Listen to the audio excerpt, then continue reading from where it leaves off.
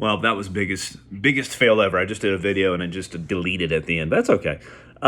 Gives me a warm up. I'm going to tell you why that COVID could win the Republicans the presidency in 2024, which obviously it killed the Republicans or Trump in 2020, right?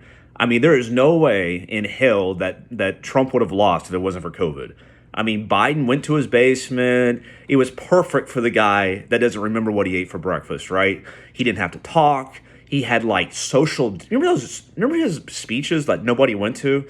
You had like cars like 20 feet from each other in a parking lot. It was crazy. I mean, it won him it was the perfect for Biden. If it wasn't for COVID, then no way. But I'm going to tell you why. If you read this on the Drudge Report, Drudge, whatever. Not quite the guy he used to be, right?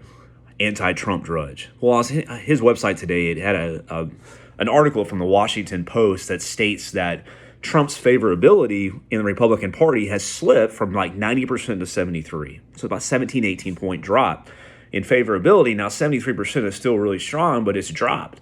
And so it's interesting because in the article, of course, they're saying it's because of January 6th. I'm here to tell you it has nothing to do with January 6th. What it has to do with is, number one, he's not on Twitter.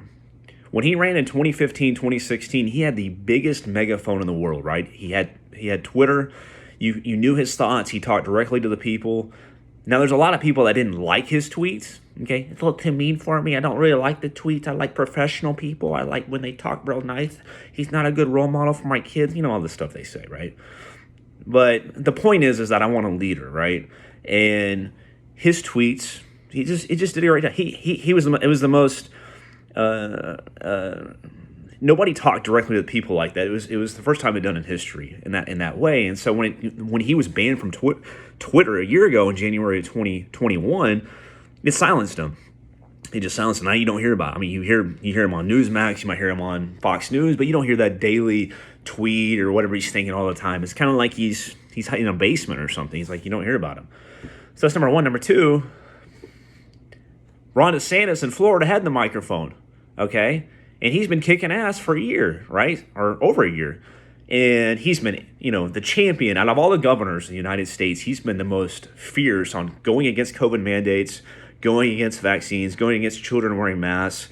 It's just all about freedom and giving you, the individual, the decision to make whether you want a mask, whether you want your kids to wear a mask. It's just all about individualism, right? And so I think he's become a rock star in the Republican Party. And quite honestly, I think there's a lot of people in blue states who like DeSantis because of that. They may not like everything about him, but he's going to win a lot of votes. If he decides to run in 24, he's going to get a lot of just because of COVID. So if you think about it, I'm not saying this just for Trump, but for DeSantis, I really think this guy can pull it off. He is articulate. He can be fierce and combative like Trump, but do it in a more articulate manner, which I think actually helps. So if you had to ask me right now who I was going to vote for, I'd vote for DeSantis. I'd also vote for Trump, but I'm telling you that DeSantis has less baggage, and quite honestly, I think he can win. Think about it. He can win Florida, right, swing state. What about Michigan? Gretchen, what a disaster she is in Michigan. Well, that's kind of a swing state, right? Mostly blue, but go swing. Trump won in 2016. Well, they're pissed at the COVID mandates and everything going on up there. They hate that stuff. He could win that. He could win, what's the other one? Virginia? Youngkin's the governor now. I really think that all these swing states could go DeSantis or Trump way just because of COVID. The problem with Trump with COVID is he's against the mandates. The thing that he championed was the vaccine, which is a great thing. But think about it. He's still championing the vaccine. Vaccine hasn't been very effective. The vaccine has been sold to us in a certain way, and every couple months they keep changing it, right? At first it was, get the vaccine, it won't spread. Get the vaccine, you don't have to wear a mask, May of 2021. August of 2021, you got to wear the mask again. The Delta variant came out.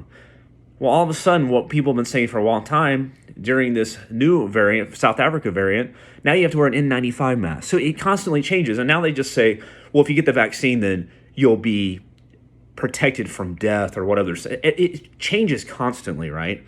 And so, a lot on the right in the past year or so have really kind of been questioning the vaccine, have been really more, hey, we have natural immunity. Do I really need the vaccine? And you know, Fauci and all them say, no, you got to get the vaccine. They don't talk about natural immunity. All they talk about is the vaccine. And we know why some, right? There's money making a vaccine, man. Money, they love to make money. And so you got all these things. So Trump wraps himself in it, but that's actually a negative for him. But he has to. I agree with him, though. He did a great thing. Operation Warp Speed, putting the vaccine through and all that. But the problem is it hasn't been very effective. And so when he's still talking about pro-vaccine and talking about the vaccine and wrapping himself in it, yeah, I think he's being on. I think it's good in a way, because you can't champion in 2020 and be totally against it in 2022. But the thing is that the things have changed. And I think that's actually a negative for him, and I think it's a positive for DeSantis. So if you look at it, I think DeSantis would actually have a better chance of winning the presidency in 2024. I would vote for either. And I do think there's animosity between them. They say there's not. I don't believe it. I think they put on a good face. I think they do that on purpose. But I will tell you that Trump, it's funny though, COVID could actually win the Republicans the presidency in 2024, which knocked him out in 2020. So it'll be interesting to see. So thank you.